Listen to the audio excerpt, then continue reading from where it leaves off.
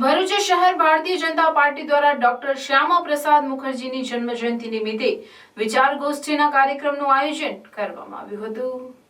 ભરૂચ શહેર ભારતીય જનતા પાર્ટી દ્વારા ડોક્ટર શ્યામા પ્રસાદ મુખર્જીની જન્મજયંતિ નિમિત્તે વિચાર ગોષ્ઠીના કાર્યક્રમનું આયોજન નિર્મળ ગંગા હોલ ખાતે કરવામાં આવ્યું હતું। કાર્યક્રમનો દીપ પ્રાગટ્ય દ્વારા પ્રારંભ કરવામાં આવ્યો હતો। આ પ્રસંગે રાજ્યસભાના પૂર્વ સાંસદ ભરતસિંહ પરમાર, ભરૂચના ધારાસભ્ય રમેશભાઈ મિસ્ત્રી, ભરૂચ જિલ્લા ભાજપના પ્રમુખ મારુતિ સેટોદરિયા, જિલ્લા ભાજપના ઉપપ્રમુખ દિવ્યેશ પટેલ, ભરૂચ શહેર ભાજપના પ્રમુખ પ્રકાશ પટેલ, નગરપાલિકા પ્રમુખ વિભૂતિ યાદવ સહિતના આગેવાનો ઉપસ્થિત રહ્યા હતા।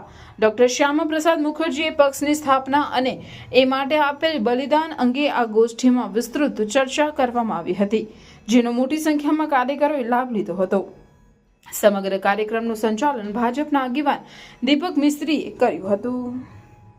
દેશ માટે ફના થવાની તૈયારી સાથે નીકળેલા કાર્યકર્તા જો હોય ને તો જ આ ભારતીય જનતા જનસંઘ અને પછી ભારતીય જનતા પાર્ટી આજે વિશ્વની સૌથી મોટી પાર્ટી બને અને આજે દેશમાં આપણી સરકાર ગુજરાતમાં અને કેન્દ્રમાં એ ચાલી રહી છે અને ખૂબ તાકાતથી ચાલી રહી છે। એની પાછળ મને આમ તે દિવસે એમ લાગ્યું કે એની પાછળ શ્યામા પ્રસાદ મુખર્જીનો જે આદર્શવાદ છે, એમની જે તપસ્યા છે એ કામ કરી ગઈ છે। મિત્રો, તીર્થ જેવું એક વાતાવરણ મને લાગતું હતું, એવી અનુભૂતિ થતી હતી એ દિવસે।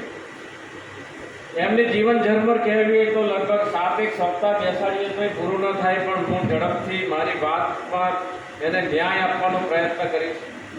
અડધો કલાકમાં તો એમની આવા તપસ્વી ઋષિ આ મહાપુરુષને શબ્દોમાં શ્રદ્ધાંજલિ આપવાનું તો કામ મુશ્કેલ છે, પણ હું પ્રયત્ન કરીશ।